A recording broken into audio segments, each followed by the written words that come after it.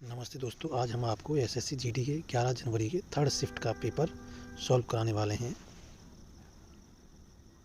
तो पहले शुरू करते हैं जनरल नॉलेज से। क्वेश्चन 1 है सबरीमाला मंदिर कहाँ स्थित है? तो इसका आंसर केरल होगा।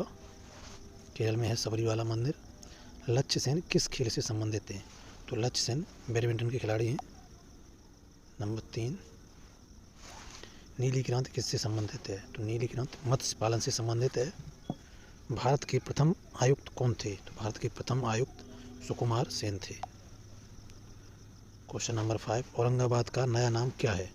तो औरंगाबाद का नया नाम रखा गया है छत्रपति संभाजी नगर। पेरियार बांध किस जिले में स्थित है? पेरियार बांध इडुक्की जिले में स्थित है। ठीक है, केरल में ही है पेरियार बांध। सौर मंडल में किस ग्रह को पीला ग्रह कहा जाता है? तो शनि को पीला ग्रह कहा जाता है। नेक्स्ट देखते हैं, भारत के कितने राज्यों की सीमा नेपाल से लगती है? तो भारत के 5 राज्यों की सीमा नेपाल से लगती है। भारत और चीन के बीच की सीमा रेखा कहलाती है? तो भारत और चीन को जो डिवाइड करती है सीमा रेखा, उसका नाम है मैकमोहन रेखा। ठीक है। 10वां क्वेश्चन है प्रसिद्ध फुटबॉलर माराडोना का निधन कब हुआ है? तो माराडोना का निधन 25 नवंबर 2020 को हुआ था। ठीक है दोस्तों, बहुत पुराना क्वेश्चन पूछ लिया। जल जीवन मिशन किस वर्ष में शुरू किया गया था? जल जीवन मिशन 15 अगस्त 2019 को शुरू किया गया था। नेक्स्ट है चंगेज खान की मृत्यु किस वर्ष हुई थी? चंगेज खान की मृत्यु 1227 में हुई थी। भारतीय ओलंपिक संघ के वर्तमान अध्यक्ष कौन है? पीटी ऊषा हैं, जो भारतीय ओलंपिक संघ की वर्तमान अध्यक्ष हैं। ठीक है। नेक्स्ट है भारत रत्न पुरस्कार के प्रथम प्राप्तकर्ता कौन थे? तो सर्वपल्ली राधाकृष्णन, सर सीवी रमन और चक्रवर्ती राजगोपालाचारी को सर्वप्रथम भारत रत्न सम्मान दिया गया था। सारे लोगों को एक साथ ही दिया गया था।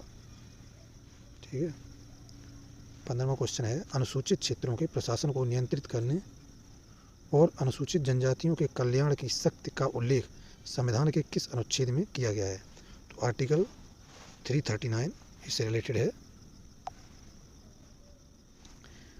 2022 के ज्ञानपीठ पुरस्कार के प्राप्तकर्ता कौन है? तो दामोदर मोजो ज्ञानपीठ पुरस्कार के प्राप्तकर्ता है 2022। मोढेरा सूर्य मंदिर किस राज्य में स्थित है? तो मोढेरा का सूर्य मंदिर गुजरात में स्थित है। जीएसटी का पूर्ण रूप क्या है? जीएसटी का पूर्ण रूप है गुड्स एंड सर्विस टैक्स, वस्तु एवं सेवा कर। ठीक है। विश्व की जनसंख्या में भारत की जनसंख्या का कितना प्रतिशत है? तो विश्व की जनसंख्या में भारत में जो जनसंख्या रहती है वो विश्व की 17.5% है। ठीक है दोस्तों। नेक्स्ट है एम चिन्ना स्वामी स्टेडियम किस राज्य में स्थित है? तो बेंगलोर कर्नाटक में ये स्थित है। एम चिन्ना स्वामी क्रिकेट का स्टेडियम है। ये रीजनिंग का क्वेश्चन है PQRSTU 6 मित्र हैं दक्षिण की ओर मुख करके एक पंक्ति में बैठे हैं कि ठीक बाएं बैठा है और एस के दाएं से दूसरे स्थान पर बैठा है। टी आर के ठीक दाएं बैठा है, यू आर के बाएं से दूसरे स्थान पर बैठा है, क्यू एस के ठीक बाएं बैठा है। पंक्ति के अंतिम दाएं छोर पर कौन है? तो इसका आंसर होगा टी। ठीक है, देख लेना, रीजनिंग का क्वेश्चन है। क्वेश्चन नंबर 2 रीजनिंग का ही है। छाया, ध्रुव, सीकर और उमेश उत्तर की ओर मुंह करके एक पंक्ति में खड़े हैं। उमेश श्रीकर के दाएं से दूसरे स्थान पर है और छाया के ठीक बाएं स्थान पर खड़ा है। बद्री ध्रुव और छाया के बीच में है। ध्रुव के बाएं चौथे स्थान पर कौन खड़ा है? तो इसका आंसर आनंद होगा। ठीक है। नेक्स्ट है दिए गए विकल्पों में से वह संख्या चुनिए जो निम्नलिखित श्रृंखला में प्रश्नवाचक चिन्ह को प्रतिस्थापित करेगी। 7, 14, 25, 45 और क्वेश्चन मार्क दिया है 239। इसका आंसर होगा 142। ठीक है दोस्तों, इसका आंसर 142 होगा। नेक्स्ट है अलग अलग स्थितियों को दिखाया गया है। एक ही पासे की 3 अलग अलग स्थितियों को दिखाया गया है। एक दर्शाने वाले फलक के विपरीत फलक पर संख्या का चयन करें। ठीक है, तो एक के विपरीत कौन सा आएगा ये दिखाया गया है। एक के विपरीत 6 आएगा। ठीक है दोस्तों, आंसर इसका 6 होगा। नेक्स्ट है दिए गए विकल्पों में से उस अक्षर समूह को चुनिए जो निम्नलिखित श्रृंखला में प्रश्नवाचक चिन्ह को प्रतिस्थापित। तो इसका आंसर होगा जो आगे श्रृंखला बनेगी उसके हिसाब से PGOU। ठीक है दोस्तों। नेक्स्ट क्वेश्चन है यदि संकेतों, गुणों और भाग को आपस में बदल दिया जाए और संख्याओं 6 और 5 को आपस में बदल दिया जाए तो निम्नलिखित व्यंजक का मान क्या होगा? इसका आंसर 37 होगा। ये इंग्लिश का क्वेश्चन है read the given statement to conclusion carefully assuming that the information, नहीं, रीजनिंग का ही क्वेश्चन है। दिए गए कथनों और निष्कर्षों को ध्यानपूर्वक पढ़ें, यह मानते हुए कि कथनों में दी गई, ये कथन निष्कर्ष का क्वेश्चन है। कथन दिया है सभी कुएं नहर हैं, सभी नहरें नदियाँ हैं, और निष्कर्ष दिया है कुछ नहरें कुएं हैं, कुछ नदियाँ कुएं हैं। ठीक है, तो इसका आंसर होगा बोथ। निष्कर्ष फर्स्ट और सेकंड दोनों का अनुसरण करता है। ठीक है, जिस प्रकार मुद्रा शास्त्र का संबंध सिक्कों से है, उसी प्रकार ओरोग्राफी का संबंध किससे है?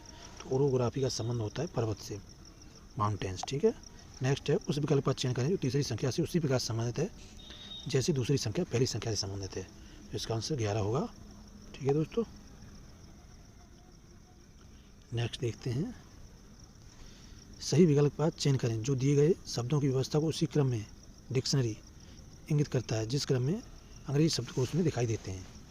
ठीक है, तो डिक्शनरी के सही विकल्पों को एडजस्ट करना है, कौन पहले आएगा कौन बाद में। तो इसका आंसर होगा एस एस एस सब में दिया है। फिर विकल्पों में से वह संख्या चुनिए जो निम्नलिखित श्रृंखला में प्रश्नवाचक चिन्ह को प्रतिस्थापित करेगी। 7, 15, 52, 116, इसके बाद आएगा 241, 241।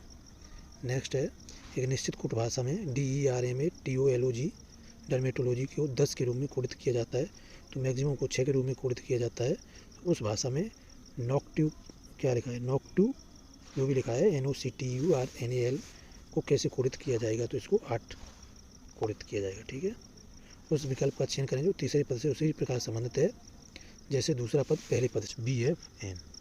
ठीक है दोस्तों, नेक्स्ट देखते हैं, वेन आरेख का चयन करें जो निम्नलिखित वर्गों के बीच संबंध को सर्वोत्तम रूप से दर्शाता है।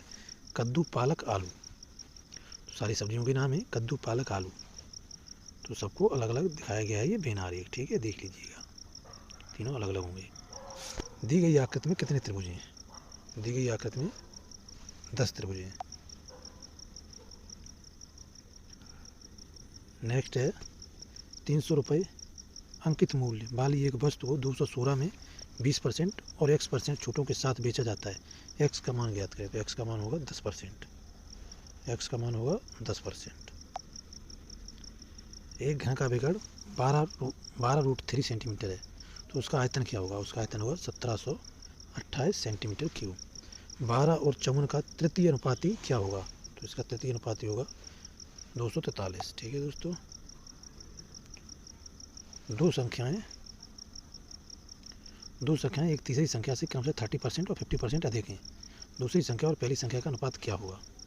इसका अनुपात होगा 15:13। एक व्यक्ति ने अपना स्कूटर 16,200 रुपये में बेचा। उसे इसके लिए इसके विक्रय मूल्य के 10वें हिस्से के बराबर हानि हुई। क्रय मूल्य कितना है? 17,820 रुपये आंसर होगा इसका क्रय मूल्य। नेक्स्ट है, 40% बी की तुलना में ए 40% अधिक कार्यकुशल है। बी किसी कार्य को 14 दिनों में करता है, तो इस कार्य को ये कितने दिनों में करेगा? तो ये करेगा 10 दिन में। एक गोले की त्रिज्या 7 सेंटीमीटर है, तो उस गोले का पृष्ठीय क्षेत्रफल क्या होगा? 616 सेंटीमीटर स्क्वायर। नेक्स्ट है,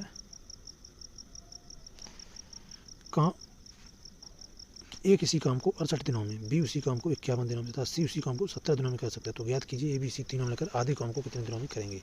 आधे काम को करेंगे 5 से 7/19 दिनों में। ठीक है, दिनों में। ठीक है, नेक्स्ट है, एक ट्रेन एक समान चाल से चलती हुई 2.5 घंटों में 225 किलोमीटर की दूरी तय करती है। उसी चाल पर चलती हुई ट्रेन 810 किलोमीटर की दूरी तय करने में कितना समय लगेगी?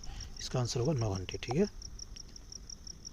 नेक्स्ट है, एक निश्चित धनराशि पर 8% वार्षिक की दर से 9 वर्ष के लिए साधारण ब्याज 2880 रुपये है। समान धनराशि पर 12 वर्षों में किस ब्याज दर से समान ब्याज राशि प्राप्त की जा सकती है?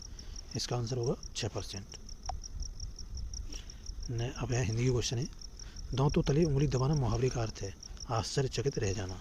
हवा तेज चल रही है, इस वाक्य के रेखांकित शब्द का विलोम बताइए। मंद। निम्न में से किस वाक्य में क्रिया विशेषण है? तो इसका आंसर होगा हिरण तेज।